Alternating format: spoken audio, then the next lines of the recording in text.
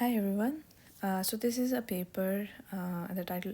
This is a paper in RLHF research line of research, and the title of the paper is "Wisdom of Hindsight Makes Language Models Better Instruction Followers."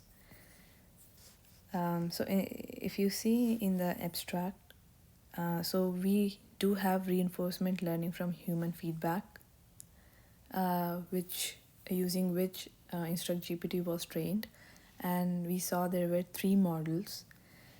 Here in this paper, they consider an alternative approach, which is basically converting feedback to instruction by relabeling the original one and training the model for better alignment in a supervised manner. So the key point here that this algorithm doesn't require any additional parameters except for the original language model. Okay, and they're adding some training objective to train that model. And overall, the method is kind of simple, and it has two steps. One is called online sampling, and another is relabeling. And they're using T5, FLAN T5 as their base model.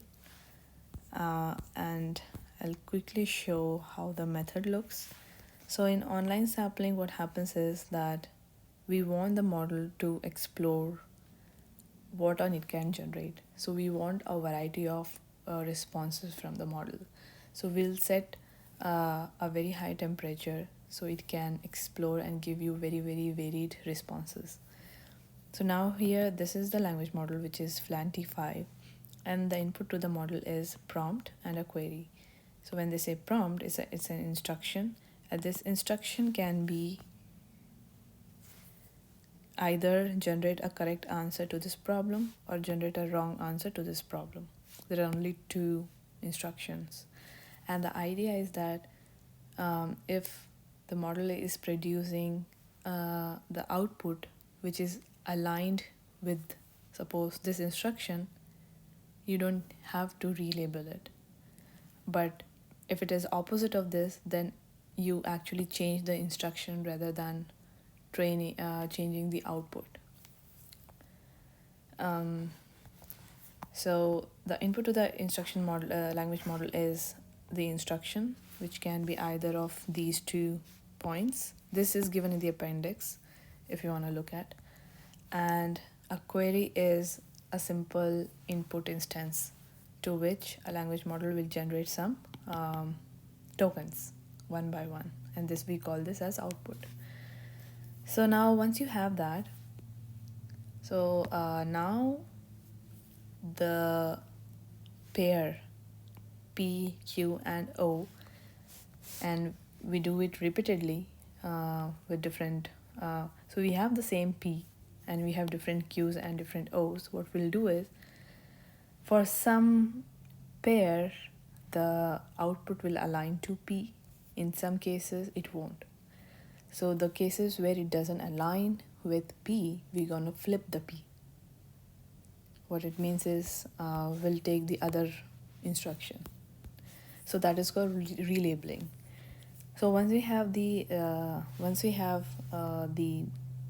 these kind of pairs, we make it into a dataset, and that's called D online dataset.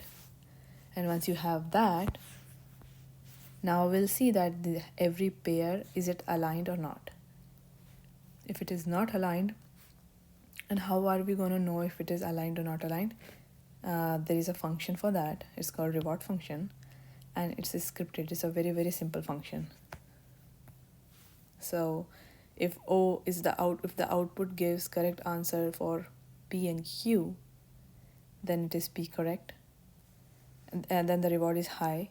Basically, so the output is aligned with the instruction, then the reward is high, that is 1, otherwise 0. And if it is not aligned, then you relabel it. What it means is we flip the P so it gets aligned. And how do we relabel it? There is again a function which is here. If your reward is 1, you keep the same instruction, otherwise flip the instruction. Okay, so these are all scripted and they are very, very simple functions. So that's the overall kind of idea. If you see here in the figure, this is what is happening here is online sampling. You give P, this is Q, and you kind of have out like some in, so it's like you generate the tokens. So for EL minus 1, you're gonna generate till EL. So once you have that pair, that becomes a data set. And once you have that here, this is called offline training. So what it means is you get a P, Q, and the number of tokens. You see if it is aligned or not. Based on that, you either relabel or not. You keep the same instruction. And once you have this P star, then you use the P star, Q, and the number of tokens. Not the number of, you keep these two elements, and then you train a simple sequence to sequence model. To do that, they have some objective functions. So they are trying to use contrastive learning here along with supervised learning. So in contrastive learning, they want to do is push the instruction and the output which align to have similar, the output which are aligned to the instruction to have similar, to have high values, and the ones which are opposite to have low values. So that's why they're using a contrastive learning approach here. And they're using also some entropy regularization to the output given a particular instruction. This negative entropy terms ensure that sampling phase won't converge too early for better exploration. So it shouldn't converge fast, so it's just to regularize that part. And overall, the final loss will be supervised learning, contrastive learning, and entropy loss. So that's the final loss function on which it is trained. Now, if you look at the results, so the evaluation is done on 12 challenging big bench datasets, and here these are like the datasets, and this is like no training. If you just used Flanty 5 large as is, these are the results. If you fine tune the model, then it achieves like better than the zero shot.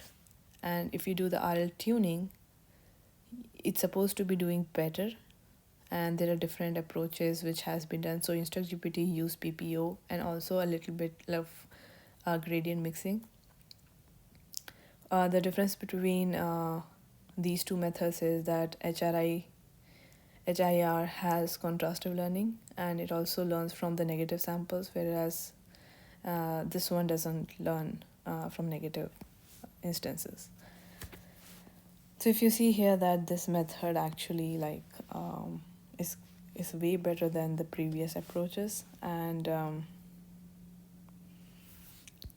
this is just to have an idea of what kind of methods are out there, and if you are working in this domain, you can try this method too. And I think that's the main idea of the paper, and you can look into the details more. And thank you. But I can also go through the algorithm once. Okay, so here what's happening is this is the input, and you have this big for loop, and inside there are two for loops. So this one deals with the online sampling, and this one deals with the relabeling. So you get random sample batch of input queries, you get query, you get the output, and then you make the this pair QPO as a database, and then you use that to get, so you sample from this D online and apply relabeling, which is actually based on the reward function, and then you use when you relabel the instruction, then you use that data to train the model. So that's all for this video. Thank you.